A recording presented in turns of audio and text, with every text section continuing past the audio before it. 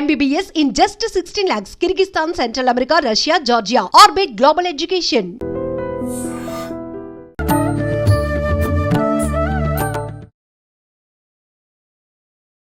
నమస్కారం, welcome to I dream. ధర్మ మార్గం విత్ విజిత కార్యక్రమానికి స్వాగతం. ప్రస్తుతం మనతో పాటు ఉన్నారు ప్రముఖ ఆధ్యాత్మికవేత్త, హనుమత్ మరియు శ్రీ విద్య ఉపాసకులు బ్రహ్మశ్రీ సిస్లా జయశంకర్ గారు. ఇప్పుడు గురుగారితో మాట్లాడి మరిన్ని విషయాలు తెలుసుకుందాం. నమస్కారం గురుగారు. గురుగారు, కలియుగ ప్రత్యక్ష దైవం ఆ వెంకటేశ్వర స్వామి అని చెప్పి అంటూ ఉంటారు. అయితే మనలోనే ఉన్నాడు, మనతోటే తిరుగుతున్నాడు, మనలాగానే ఒక మానవుడే భగవంతుడు అనే ఒక భావనతో అందరము ఉంటూ ఉంటాం వెంకటేశ్వర స్వామి విషయంలో. ఆయన మహత్యం గురించి ఇప్పుడు మనం కొత్తగా మాట్లాడాల్సింది ఏమీ లేదు, వింటూనే ఉంటాము రకరకాలుగా. అయితే మీరు తరచుగా వెళ్ళొస్తూ ఉంటారు. అక్కడ అంటే ఆలయానికి సంబంధించి కొన్ని రకాల విశిష్టతలు, కొన్ని మహిమలు ఇలాంటివి బయటి వరకు రావు. మీరు తరచుగా వెళ్తుంటారు. అవి మీకు తెలిసినవి ఏమైనా ఉన్నాయా? అలాంటివి ఏమైనా ఉంటే మా అందరి కోసం ఒక్కసారి తెలియజేయండి. నాకు ఒక్కడికే తెలిసినవని కాదు, చాలా మందికి తెలుసు, భక్తులందరికీ తెలుస్తుంది. ఈ కలియుగంలో కొలిచిన వారికి కొంగు బంగారం అంటారు వెంకటేశ్వర స్వామిని. నమ్మి నిజాయితీగా స్వామి ఏడుకొండలవాడ వెంకటేశ్వర నువ్వే దిక్కు అన్న వాళ్ళకి ఆయన పలుకుతాడు. ఇందులో ఎటువంటి సందేహం లేదు. చాలామంది చాలా రకాల అపోహల్లో ఉంటారు. వెంకటేశ్వర స్వామి అంటే కాస్ట్లీ దేవుడు, వెంకటేశ్వర స్వామి అంటే ఓన్లీ పలుకుబడిగల వ్యక్తులకే దర్శనం దొరుకుతుంది, మనకు దొరకదు, మనం క్యూ లైన్లో నానా రకాల ఇబ్బందులు పడాలి అని అపోహలో ఉంటారు. కానీ ఎంతటి వారికైనా సరే ఆయన అనుగ్రహంతో తప్పకుండా దర్శనం దొరుకుతుంది. రోజుకి కనీసం 80,000 నుంచి 1,00,000 మంది దర్శనం చేసుకుంటారు. అంతటి పుణ్యక్షేత్రం స్వామి. ఈ కలియుగంలో వచ్చి అక్కడ భక్తుల్ని, కలియుగంలో మానవుల్ని ఉద్ధరించడానికి ఆయన వచ్చి అక్కడ అవతారం ఎత్తారు. శ్రీవైకుంఠ విరక్తాయ స్వామి పుష్కరిణీ తటి అని. వెంకటాద్రి సమం స్థానం బ్రహ్మాండే నాస్తి కించన వెంకటేశ సమోదేవో నభూతో న భవిష్యతి. వెంకటాద్రి సమం స్థానం, వెంకటాద్రి వెంకటాచలాన్ని మించిన స్థలమే లేదు. బ్రహ్మాండే నాస్తికించని, బ్రహ్మాండాలు, బ్రహ్మాండం అంటే భూమిలోకం ఒకటే కాదు, మొత్తం ఉన్న 14 లోకాలు, అతల వితల సుతల తలాతల రసాతల అన్ని లోకాలలో వెంకటాచలాన్ని మించిన లోకమే లేదు, వెంకటాచలాన్ని మించిన ప్రదేశమే లేదు. వెంకటాద్రి సమం స్థానం బ్రహ్మాండే నాస్తికించన వెంకటేశ సమోదేవో నభూతో న భవిష్యతి. వెంకటేశ్వర స్వామితో సమానమైన దేవత నభూతో న భవిష్యతి అంటే ఇంతకు ముందు లేరు, ఇక ముందు రారు. అంటే సర్వదేవతా స్వరూపం, అది సర్వదేవతా స్వరూపం. అంది వెంకటేశ్వర స్వామి, వెంకటేశ్వరుడు అనే పదాన్ని విశ్లేషిస్తే మీకు అందులోనే అర్థం ఉంటుంది. వెనకటి ఈశ్వర స్వామి అని కూడా అనుకోవచ్చు. అంటే ఈశ్వరుడే, ఎప్పటి నుంచో ఉన్న ఈశ్వరుడే ఈ వెంకటేశ్వరుడు.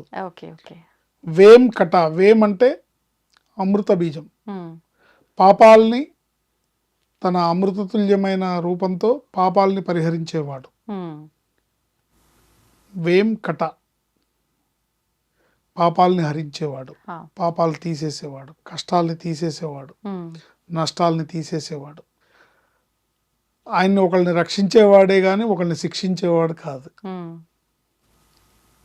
నువ్వే దిక్కు అనుకున్న వాళ్ళకి అద్భుతమైన నిదర్శనంగా ఈ కలియుగంలో నిలబడతాడు స్వామి.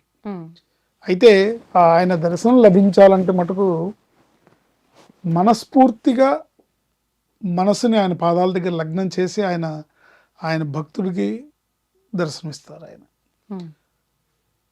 భక్తి లేని వాళ్ళకి కానీ, అర్హత లేని వాళ్ళకి కానీ, వాళ్ళు ఎంత పెద్దవాళ్ళైనా దర్శనం లభించదు. నాకు తెలిసిన ఒక ఆయన ఉన్నారు. ఆయన ప్రైమ్ మినిస్టర్తో ప్రోటోకాల్, అంటే ప్రైమ్ మినిస్టర్, సెంట్రల్ హోమ్ మినిస్టర్తో ప్రోటోకాల్ దర్శనానికి వెళ్ళి నాకు ఈ దర్శనం వద్దని రూమ్లో కూర్చున్నావా ఆయన ఉన్నాడు. అంటే అర్హత లేదు. అంటే అక్కడ వరకు వెళ్ళి రూమ్ లో కూర్చొని నాకు వద్దులే దర్శనం అని వెళ్లకుండా ఉన్నాడు. అంటే ఇదంతా భగవంతుడి మాయ, మాయ అంతే. ఏంటి ఎక్కడెక్కడి నుంచో గోవింద గోవింద గోవింద అనుకుంటూ పిల్లల్ని, పసిపిల్లల్ని భుజాలు వేసుకొని, లగేజ్ మీద భుజాలు వేసుకొని నడకదారిలో ఎక్కేవాళ్ళు, అవును అవును మెట్లు ఎక్కేవాళ్ళు నిత్యం వేల మంది, లక్షల మంది కొండెక్కుతూ ఉంటే ఉమ్, అవకాశం ఉన్నా కూడా దర్శనం చేసుకోలేని వాళ్ళంటే అది అర్హత రాసి లేదని, పెట్టలేదు. రాసి పెట్టలేదని అర్థం. ఎందుకంటే ఆ స్వామి రూపాన్ని, ఆ ముగ్ధ మనోహర రూపాన్ని దర్శించాలంటే ఎంతో అదృష్టం ఉండాలి, గురుగారు ఎంతో ఇప్పుడు అర్హత ఉండాలి. మోకాళ్ళ పర్వతం అని అంటూ ఉంటారు. అంటే కొంతమంది మోకాళ్ళ పైనే ఎక్కుతుంటారు అని చెప్పి కొన్ని మెట్ల వరకు అని అంటూ ఉంటారు. అంటే ఎంతో కఠినమైన కోరిక అయితేనే ఇలాంటి ఒక మొక్కు మొక్కుకుంటారా? అసలు ఏంటి ఆ ఉద్దేశం? ఇవి మొక్కు ఇట్లా మొక్కుకోవాలని ఎక్కడ శాస్త్రం లేదండి. మోకాటి పర్వతం అంటే అక్కడ మెట్లు ఎత్తుగా ఉంటాయి. ఆహాహా! అక్కడ అక్కడ ఎక్కేటప్పుడు కాస్త టఫ్గా ఉంటుంది, కాళ్ళకి మోకాళ్ళు నొప్పి వస్తాయి. ఓకే. కానీ మోకాటి పర్వతం అంటారు. మోకాళ్ళ మీద ఎక్కాలని కాదు, హుహుహు. అంటే మోకాళ్ళ మీద ఎక్కిన స్వామి ఒక ఆయన ఉన్నారు. హ్మ్. రామానుజాచార్యులు వారు ఎక్కారు. ఆహా! రామానుజాచార్యులు వారు మోకాళ్ళ మీద ఏడుకొండల స్వామిని మెట్లెక్కి దర్శించుకున్నారు. అట్లా చాలామంది ఉన్నారు. హ్మ్. హ్మ్. అది వేరే విషయం. మోకాటి పర్వతానికి అర్థం వేరు, మోకాళ్ళ మీద స్వామిని దర్శనం చేసుకునేది వేరు. హుహు. ఇట్లా ఈ తిరుమల స్వామి గురించి ఎన్ని చెప్పుకున్నా కూడా అన్ని అద్భుతమైన ఇది ఉంటాయి. హ్మ్. ముఖ్యంగా అనేక రకాల బాధలు పడుతున్న వాళ్ళు ఎవరైనా సరే, ఇక నాకు జీవితంలో వేరే దారి లేదు అనుకున్న వాళ్ళు ఎవరైనా సరే హ్మ్. వెంకటేశ్వర స్వామికి అంగప్రదక్షిణం చేస్తే ఆ! వాళ్ళ కష్టాలు ఇట్టే నివారింపబడతాయి. సంవత్సరానికి ఒక్కసారి అంగప్రదక్షిణం చేస్తే హ్మ్. ఆ సంవత్సరం అంతా కూడా వాళ్ళ బాధలన్నీ కూడా ఆయన రక్షిస్తూ ఉంటాడు, ఓకే. వాళ్ళు కాపాడుతూ ఉంటాడు. హ్మ్. ఇవాళకి ఆయన ఉనికి, ఆ బంగారు విమానంలో ఉన్న, ఆనంద నిలయంలో ఉన్న ఆనందవాసుడైన శ్రీనివాసుడి యొక్క ఉనికి హ్మ్. ఇవాళకి అక్కడ ప్రత్యక్షం అవుతూ ఉంటుంది. నమ్మిన వాళ్ళకి కనబడతారు. హ్మ్. ఒకప్పుడు హాతీరాం బాబాతో పాచికలాడారని అవును. అనేక రకాల కథనాలు ఉన్నాయి. ఇవన్నీ వాస్తవం, ఇవన్నీ పుక్కిటి పురాణాలు కాదు, అంటే అవన్నీ ఇవన్నీ వాస్తవం. ఒకప్పుడువి ఇప్పుడు మనం మాట్లాడుకుంటున్నాం. ఇప్పుడు ప్రస్తుతం అలాంటి ఏమైనా జరుగుతున్నాయా? 100కి 100 ఉన్నటువంటి రూపాయలు జరుగుతాయి. మనం నమ్మాలి, నమ్మితే కనబడతాయి. హ్మ్. వెంకటేశ్వర స్వామికి పవళింపు సేవ అయిన తర్వాత ప్రతిరోజు కూడా ఒక నూతన పాదరక్షలు పెడతారు ప్రతిరోజు. స్వామివారికి. ప్రతిరోజు హ్మ్. ప్రతిరోజు కూడా ఆయనకి ఇచ్చే ఆ భగవంతుడు, ఆ మానవులు దర్శనం కోసం రోజుకి 23.5 గంటలు దర్శనం చేస్తూ స్వామికి ఒక అరగంట మాత్రమే రెస్ట్ ఇస్తున్నారు. హ్మ్. ఇట్లా పవళింపు సేవ అవగానే 20 నిమిషాల్లో మళ్ళీ సుప్రభాతం చేస్తారు. ఆ! ఆ 20 నిమిషాల్లో స్వామి కొండ మీద నుంచి ఒక్క అంగలో అలివేలు మంగాపురం వెళ్ళి అమ్మవారి దగ్గరికి వెళ్ళి కాసేపు 2 నిమిషాలు అట్లా ఉపశమనాన్ని పొంది ఆయన మళ్ళీ తన సుప్రభాతం గంట మోగంగానే మళ్ళీ ఆయన యథాస్థానానికి వచ్చేస్తారు. కానీ గురుగారు దీని ఆధారాలేమైనా దీని ఉన్నాయా ఇలా? ఆధారాలంటే ఆ చెప్పుల మీద పాదాలు పెడితే పడే మరకలు పడతాయి. ప్రతిరోజు కొత్త చెప్పుల జత పెడతారు. ఓహ్! నమ్మాలి, నమ్మి తీరాలి. హ్మ్.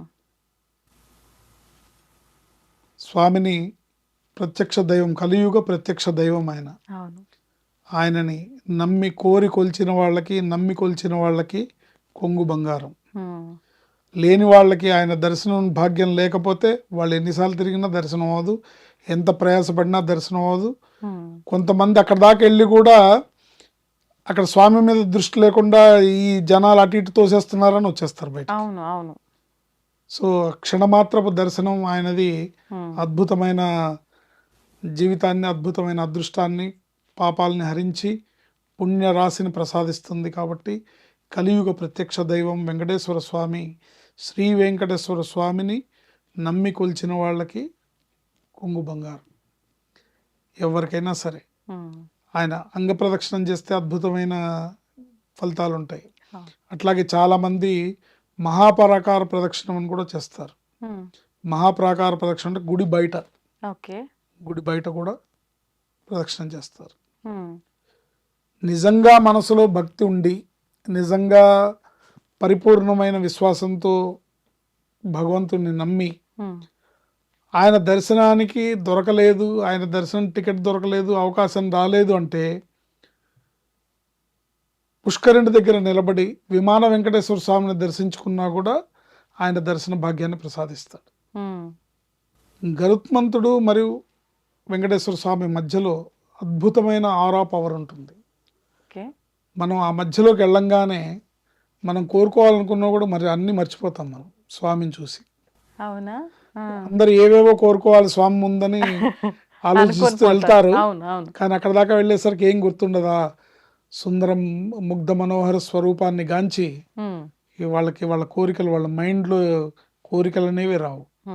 ఆ స్వామిని చూస్తూ ఉండిపోవటం తప్ప, చూస్తేనే చాలు, స్వామిని చూస్తేనే చాలు. ఆయన ప్రతి ఒక్క భక్తుడి యొక్క అంటే జీవాత్మ పరమాత్మ, మనలో ఉన్న జీవాత్మే ఆ పరమాత్మ యొక్క అంశ కాబట్టి ఆయన ప్రతి ఒక్కరికి దర్శనం చేసుకున్న ప్రతి ఒక్కరికి తన అదృష్ట భాగ్యాన్ని, తన దర్శన భాగ్యాన్ని, తన ఆశీర్వాద భాగ్యాన్ని ప్రసాదించి ఆశీర్వదించి పంపిస్తారు. చాలామంది అనుకుంటారు వెంకటేశ్వర స్వామి కాస్ట్లీ దేవుడు, డబ్బున్న వాళ్ళకి మాత్రమే అని. కాదు, నానా రకాల ప్రయాసలు పడి వచ్చే భక్తులంటే ఆయనకి చాలా ఇష్టం. ఇబ్బందులు చాలా మంది అక్కడ స్వామివారి దగ్గర చేసే అర్చకులు గతంలో చాలాసార్లు చెప్పున్నారు, స్వామివారి మొహం ఒక్కొక్క రోజు ఒక్కొక్క రకంగా కనబడుతూ ఉంటుంది. ఒకరోజు బాలుళ్లాగా చిరునవ్వుతో కనబడుతుంది, ఒకరోజు ఉగ్ర నరసింహస్వామిలాగా కనబడుతుంది, ఒకరోజు వృద్ధుడి రూపంలో కనబడుతుంది, ఒకరోజు యవనవంతుడి రూపంలో కనబడుతుంటుంది. కానీ ఏ రోజైతే ఆయన మొహం ఆనందంగా నవ్వుతూ కనపడిందో ఆ రోజు ఆయనకి సంబంధించిన పరమ భక్తుడు ఎవరో దర్శనానికి వస్తున్నాడు, ఆ భక్తుడిని చూడడానికి స్వామి కూడా వెయిట్ చేస్తున్నాడు అన్నంత అర్థం ఉంటుంది అని చెప్పారనమాట. ఎందుకంటే ఆ భక్తుడి కోసం ఆయన ఎదురు చూస్తుంటాడు, వీడు ఎప్పుడు వస్తాడా అని. అలా అందరి మీద సమమైన అపారమైన ప్రేమ కరుణ కృపతో కలిగి ఉండే స్వామి కనుక తిరుమల యాత్ర వెంకటేశ్వర స్వామి దర్శనం ఈ కలియుగంలో మనకు వేరే దిక్కు లేదు. తప్పనిసరిగా వెంకటేశ్వర స్వామి కలియుగ ప్రత్యక్ష దైవం, పిలిస్తే పలికే దైవం, పేదల పాలిట పెన్నిది, కోనేటి రాయుడు. స్వామి పుష్కరిణి తటే, పుష్కరిణిలో స్నానం చేసినా కూడా స్వామిని దర్శించేంత భాగ్యం కలుగుతుంది. కానీ ఆ పుష్కరిణిలో బట్టలు ఉతకడం రకరకాల కార్యక్రమాలు చేయడం వల్ల రెస్ట్రిక్ట్ చేశారు. పుష్కరిణి స్నానం కూడా అత్యంత పరమ పవిత్రమైనది. తిరుమల కొండ అణువున కూడా అనేక వేల కోట్ల మంది మునులు ఋషులు సూక్ష్మ రూపంలో తపస్సు చేసుకుంటూ ఉంటారు. ఆ గాలి పీలిస్తే చాలు, ఆ నీళ్లు తాగితే చాలు, రోగాలు మటుమాయమవుతాయి. కానీ కలిమాయ ఏంటంటే అక్కడ ఉన్న వాళ్ళకి దాని విలువ తెలియదు. అవును, ఏంటి అక్కడున్న వాళ్ళకి దాని విలువ తెలియదు, తెలుసుకున్న వాళ్ళు ధన్యులవుతారు. అందుకని వెంకటాద్రి సమం స్థానం బ్రహ్మాండే నాస్తి కించన వెంకటేశ సమోదేవో న భూతో న భవిష్యతి. ఇంత పెద్ద ఆర్గనైజేషన్ కలిగి ఉండి, ఇంత అడ్మినిస్ట్రేషన్ ఉండి, ఇటువంటి ఒక తిరుమల తిరుపతి దేవస్థానములని ఒక సంస్థ నిర్వహిస్తున్న ఒక పెద్ద ప్రపంచంలోనే అత్యంత పెద్ద ఆధ్యాత్మిక సంస్థ తిరుమల తిరుపతి దేవస్థానం. నిర్వహణలో లోపాలు ఉండొచ్చు, మనుషులు అనేవాళ్ళు అనేకాలు తప్పుదాలు చేస్తుంటారు. కానీ అంత పెద్ద నిర్వహణ, అంతమందిని ప్రతిరోజు వచ్చిన వాళ్ళందరికీ ఆహార వ్యవహారాలు, ఆహార పానీయాలు కల్పించాలంటే, వసతి సౌకర్యాలు కల్పించాలంటే అంత ఈజీ కాదు. సో అదొక వ్యవస్థ. ఏదున్నా సరే మనకి భగవంతుడి మీద భక్తితో ఉండాలి తప్ప టీటీడీ వాళ్ళు ఇలా చేశారండి, ఈ అధికారులు అలా చేశారండి అని మాటలు మాట్లాడకూడదు. ఎందుకంటే వాళ్ళంతా స్వామి కింకరులు. సో స్వామి కింద వాళ్ళు పనిచేస్తున్నారు. ఒకవేళ వాళ్ళు తప్పు చేస్తే దానికి శిక్ష వాళ్ళు అనుభవిస్తారు. మనం మాట్లాడితే ఆ పాపంలో వాటా మనకు వస్తుంది, మాట్లాడినందుకు కూడా అంతే కదా, మరి గ్యారంటీగా వస్తుంది. అందుకని మనం కేవలం భక్తి ప్రధానంగా వెంకటేశ్వర స్వామి దర్శించుకుంటే పిలిస్తే పలుకుతాడు, కలియుగ ప్రత్యక్ష దైవం అని చెప్పడంలో ఎటువంటి సందేహం లేదు. మంచి విషయాలు తెలియజేస్తారు గురుగారు, ధన్యవాదాలు. ఆయుష్మతి. తవ్వండి, తవ్వుతూనే శివలింగం. సరే దాన్ని అట్లా కప్పేసేయండి, చూపించదండి. Krishna is there. మూర్తి పూజ కాదు, సాక్షాత్ బ్రజేంద్ర నందన భగవాన్ ఉన్నారు మూర్తిలో. ఏమీ ఆశించకుండా ఆరాధించే వాళ్ళు కూడా ఉన్నారా ప్రభుజీ? నిజమైన భక్తి అంటే మనకు తెలియదు కాబట్టి